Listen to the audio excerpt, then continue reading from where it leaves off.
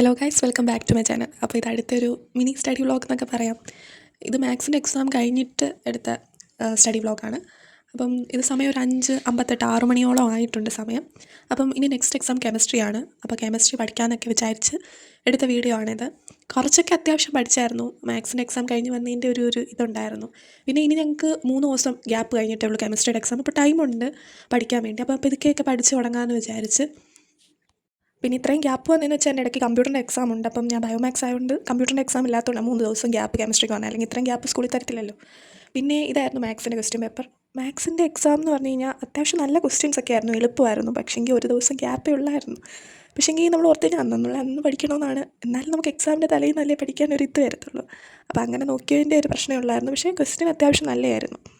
അപ്പോൾ പിന്നെ അതൊക്കെ പോയില്ലേ, കഴിഞ്ഞ കാര്യം കഴിഞ്ഞു. ഇനി അടുത്ത പരീക്ഷയ്ക്ക് നല്ലപോലെ പഠിക്കാമെന്നൊക്കെ വിചാരിച്ച് കെമിസ്ട്രിയുടെ ടെക്സ്റ്റൊക്കെ തുറന്ന് യൂട്യൂബൊക്കെ എടുത്ത് ഒരു ലെക്ചർ കാണാമെന്ന് വിചാരിച്ചു. അപ്പോൾ ഐശ്വര്യമായിട്ട് ഓർഗാനിക്കിൽ നിന്ന് തന്നെ സ്റ്റാർട്ട് ചെയ്യാമെന്ന് വിചാരിച്ച്. ഓർഗാനിക് കെമിസ്ട്രി എനിക്ക് പഠിക്കാൻ ഇഷ്ടമൊക്കെയാണ്. പക്ഷേങ്കിൽ ചില സമയം ഓർത്തിരിക്കാൻ ഭയങ്കര പാടാണ്. നമ്മൾ കുറേ വട്ടം റിവൈസ് ചെയ്യണം. ഓർഗാനിക് പഠിച്ച് കഴിഞ്ഞാൽ നമ്മൾ ഒന്ന് പഠിച്ചിട്ട് പിന്നെ വിട്ട് കഴിഞ്ഞാൽ ആ സംഭവമേ നമ്മൾ മറന്നു പോകും. അപ്പോൾ അതുകൊണ്ട് ഓർഗാനിക് നോക്കാമെന്ന് വിചാരിക്കുന്നു. ഫസ്റ്റ് ചാപ്റ്റർ ഞാൻ ഓൾറെഡി പഠിച്ചതാണ്, ഹാലോ ആൽക്കീൻസും ഹാലോ എറീൻസും. പക്ഷേ എന്നാലും ഒന്നുകൂടെ നോക്കാമെന്ന് വിചാരിച്ച് അത് നോക്കാനിരിക്കുവാണ്. ഓർഗാനിക്ക് അതിൻ്റെ റിയാക്ഷൻസൊക്കെ ഓർത്തിരിക്കണം. അതേ ഉള്ള ഓർഗാനിക്കിൻ്റെ ഒരു ഇത്. നമ്മൾ ഇൻട്രസ്റ്റ് വെച്ച് നമ്മൾ ഇഷ്ടപ്പെട്ട് പഠിച്ച് കഴിഞ്ഞാൽ ഏതൊരു സബ്ജക്റ്റും നല്ലതായിരിക്കും. പക്ഷെ നമ്മൾ ഇഷ്ടമില്ലാതെ പഠിക്കുന്നതുകൊണ്ടാണ് ഓർഗാനിക്, മാത്സ് അങ്ങനത്തെയൊക്കെയുള്ള സബ്ജക്റ്റ് നമുക്ക് ഇഷ്ടമല്ലാതെ തോന്നുന്നത്. അപ്പം അതിനെ ഇഷ്ടപ്പെട്ട് പഠിക്കാൻ ശ്രമിക്കുവാണ്. +1 എനിക്ക് ഇഷ്ടമേ അല്ലായിരുന്നു ഓർഗാനിക്. ആകെ 2 ചാപ്റ്റർ ഉള്ളായിരുന്നെങ്കിലും ഞാൻ പഠിച്ചിട്ടേ ഇല്ല ഓർഗാനിക്. +2 കയറി കഴിഞ്ഞിട്ട് ഓർഗാനിക് പഠിക്കാൻ തുടങ്ങി. അപ്പോൾ അതിൻ്റേതായിട്ടുള്ളൊക്കെ ചെറിയ ചെറിയ പ്രശ്നങ്ങളൊക്കെ ഉണ്ട്.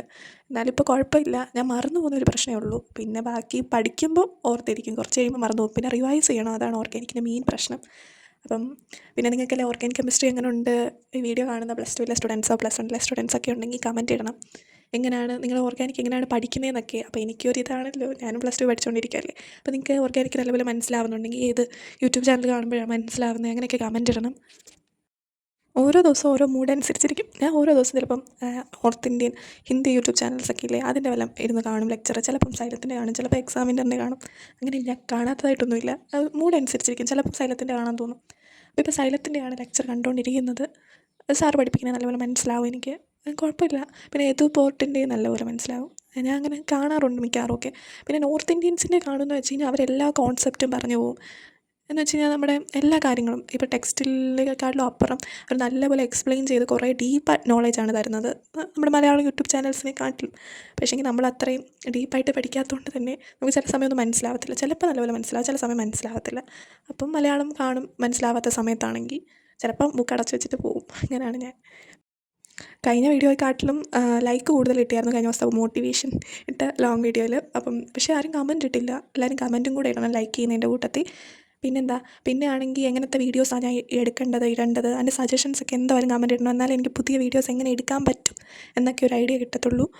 പിന്നെ മൊത്തം ഒരു ഡേയിലെ വീഡിയോസ് ഇടാത്തതെന്ന് വെച്ച് കഴിഞ്ഞാൽ ഇത് ഫോണിലാണ് ഷൂട്ട് ചെയ്യുന്നത്, എഡിറ്റ് ചെയ്യുന്നത് ഞാൻ ഫോണിലാണ്.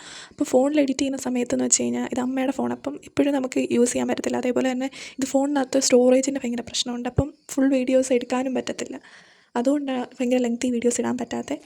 എന്നാലും ഞാൻ എൻ്റെ മാക്സിമം നോക്കുന്നുണ്ട് വീഡിയോസ് എഡിറ്റ് ചെയ്യാനൊക്കെ ടൈം കണ്ടെത്തുന്നുണ്ട്. ഇപ്പോൾ എക്സാമിൻ്റെ ഇത് കാരണമാണ് അങ്ങനെ റെഗുലർലി വീഡിയോസൊന്നും അപ്ലോഡ് ചെയ്യാൻ പറ്റാത്തത്. പിന്നെ ഇപ്പോൾ ഒരു 3 ദിവസം ഗ്യാപ്പ് വന്നുകൊണ്ട് ഈ വീഡിയോ ഇടാൻ പറ്റി.